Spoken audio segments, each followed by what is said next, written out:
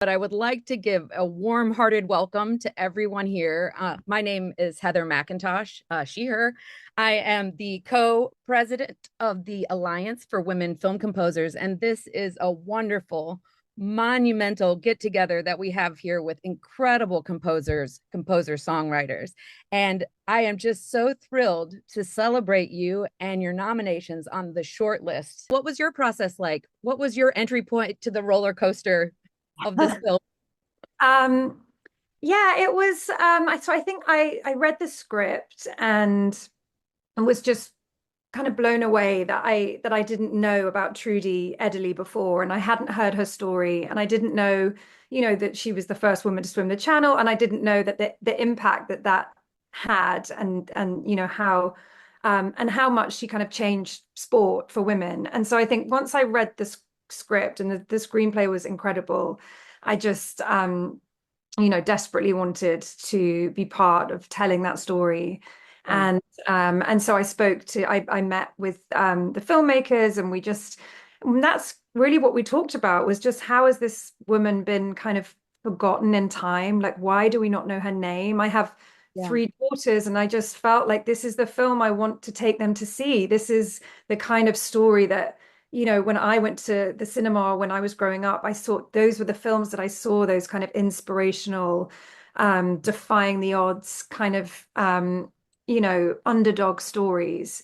And so it was just amazing to be part of that, and to work with Jerry Bruckheimer, who again is, so many of the films that I grew up watching, he Right. produced, and he's incredible about finding these people who have been lost in history and kind of bringing their stories back. Get into a little bit about some nonfiction work that we have here. Both we have two like sports films on this project with it's crazy in that way. So for I was wondering for Amelia, when you were trying to find the sound for this, you also had, it's a period piece also.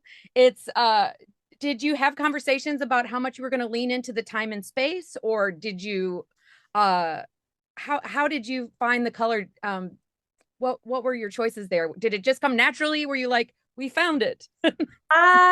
Not quite, but I think initially, it became apparent very quickly that it wasn't going to stay in the kind of period, and it to kind of keep it in those constraints wasn't going to work, Yeah. because it needed to feel more contemporary, and it needed to feel I knew that I wanted the score to have this kind of punch to it, and to feel like bombastic, and to have a Yeah. real to just punch through. And I knew that to do that I would need different elements.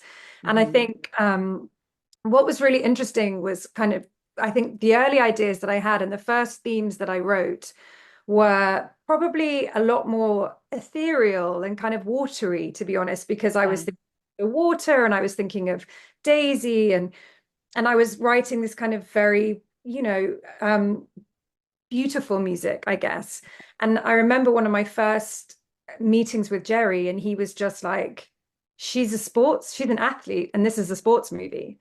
And it was like actually interesting to challenge myself into my own conditioning, I suppose, because it's like, well, why was I writing this score in this way? Because actually, if it was a man swimming the channel, if it was a man doing what she did, I that's not the music I'd be writing. So I kind of almost felt like it was a bit of a slap around the face, and it was a great moment, because I just thought, yeah, why am I doing that?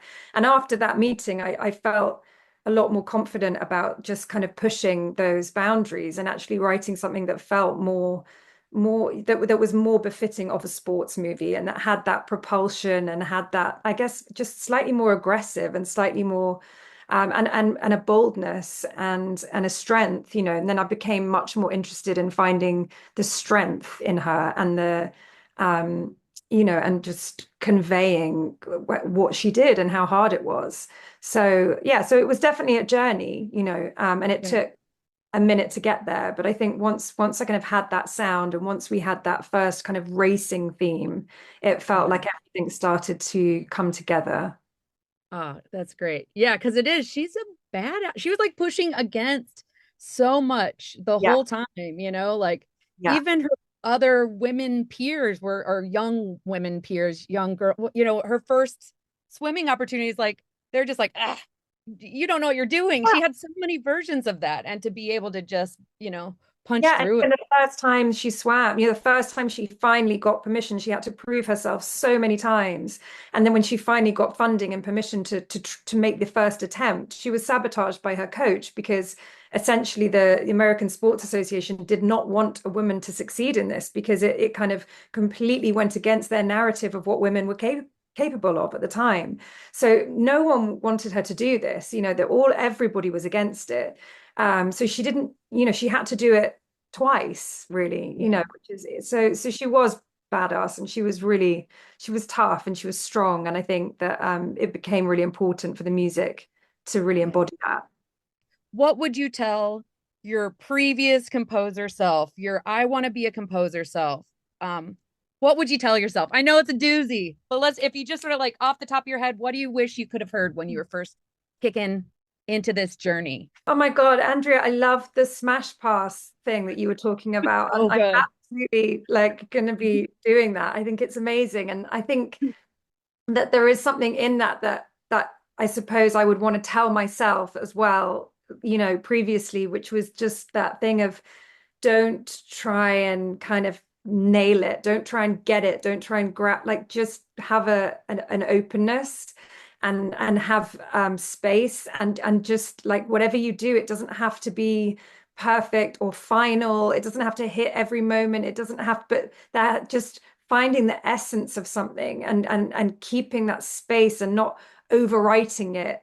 Because I think it's always that there's always that keenness to kind of to just keep writing and keep refining and actually just trying to maintain and retain that space, that openness, and just having a quality and a authentic feeling and response to something is enough actually and has value. And I think that having that your response to something is so unique to you and you're the only person who's going to respond in that way. And it's, I guess, realizing the value of that and actually just knowing that that's enough and that to feel something and to respond to something is enough, and all the other stuff you can fix later.